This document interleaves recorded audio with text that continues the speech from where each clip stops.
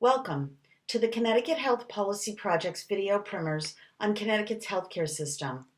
This fourth and final video is about health reform, national reform, and the impact in Connecticut.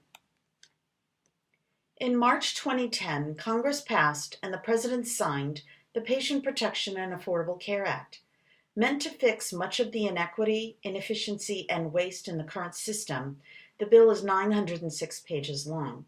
While it has been criticized for overly complicating health care, most of the structure of the system was in place long before the bill passed. The Act includes something for everyone. The ACA increases coverage to 32 million more Americans.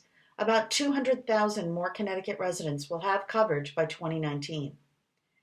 The Act makes important reforms to our broken health insurance system, making coverage more affordable and more fair. The Act includes important innovations to improve the quality of health care and supports prevention and care coordination to reduce fragmented, wasteful care. The Act includes significant reforms to control skyrocketing health costs, including changing how we pay for health care. The Act stabilizes Medicare's finances into the future and eliminates the prescription drug donut hole by 2020. Reducing critical costs for seniors. The Act includes important improvements to the Medicaid program that will grow to cover almost 1 in 4 Connecticut residents. The law includes important public health initiatives as well, such as requiring nutrition labels on chain restaurant menus, including calories.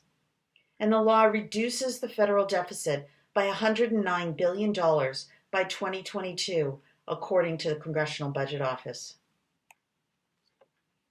Health reform has 3 main parts: supporting employer-sponsored coverage, expanding Medicaid, and building new health insurance exchanges. The 3 parts are interconnected and interdependent. Health reform will significantly expand coverage, but it is not universal. Connecticut's uninsured rate is expected to drop by half with reform, but that will still leave 170,000 to 200,000 state residents without coverage.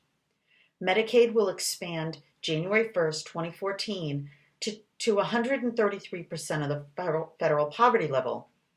That is about $15,000 in annual income for an individual and $31,000 for a family of 4.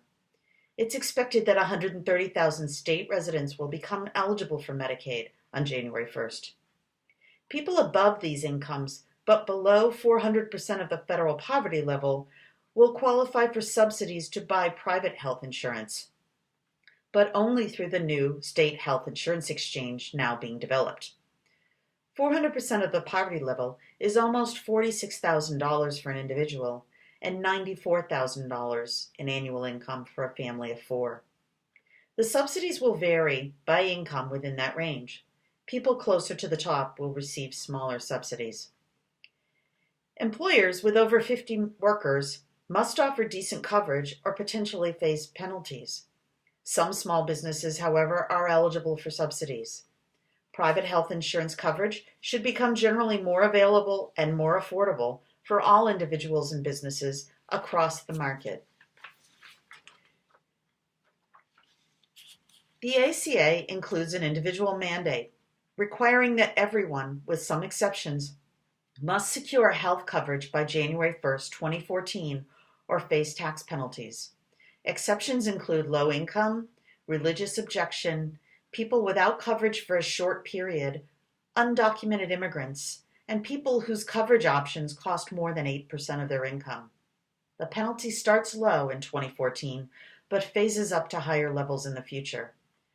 Concerns have been raised that because subsidy levels are tied to income and incomes can fluctuate during the year, it is possible that some people may have to repay some part of their subsidies at tax time. To avoid the problem, people can elect to delay taking the subsidy until the end of the year. The Affordable Care Act includes many reforms to make insurance more affordable and more fair. Insurers are required to spend at least 80% of the premiums they collect from individuals and small businesses on medical care and quality improvements. Last year, Over 137,000 Connecticut residents received rebates from insurers, averaging $168, from insurers who spent too much on administration and profit. Under the Act, parents can continue to cover their children to age 26 on their family policies. Lifetime and annual limits on coverage are eliminated, and insurers are no longer able to cancel policies for people just when they have an expensive medical problem. Insurers cannot deny coverage or charge more for health status, pre-existing conditions, or gender. There are new limits on how much more they can charge based on age, and how much consumers pay and out-of-pocket costs, such as copayments and deductibles. Every plan must cover the essential health benefit package, which sets standards for decent coverage. The ACA gives states the option to create new health insurance exchanges. If they choose not to, the federal government will provide one. The exchange is intended to be a consumer-friendly marketplace, offering decent, affordable coverage to individuals and small businesses. The 140,000 Connecticut residents eligible for federal subsidies must purchase insurance through the exchange. Connecticut is one of 16 states choosing to create our own, Access Health CT. Connecticut's Exchange Board of Directors has been criticized for having no independent consumer members, but several insurance industry representatives and members with insurance investments. The exchange plans to begin enrolling people October 1st for coverage to start January 1st. The exchange is now building a website and hiring assisters to help people understand their options and help with enrollment in either insurance or Medicaid. As of early June 2013, proposed exchange premiums from insurers have been higher than expected and higher than in other states. Those rates are currently under review by the exchange and the state insurance department.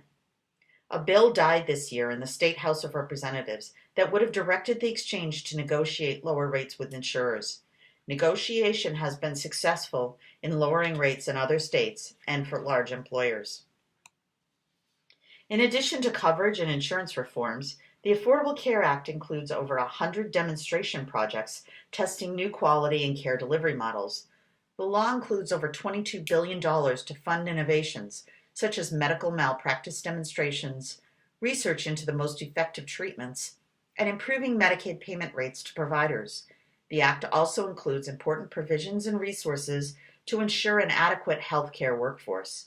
It is critical that as more state residents get coverage, that there are enough providers to meet the need. For more information and videos on Connecticut's healthcare system, visit the Connecticut Health Policy Project website.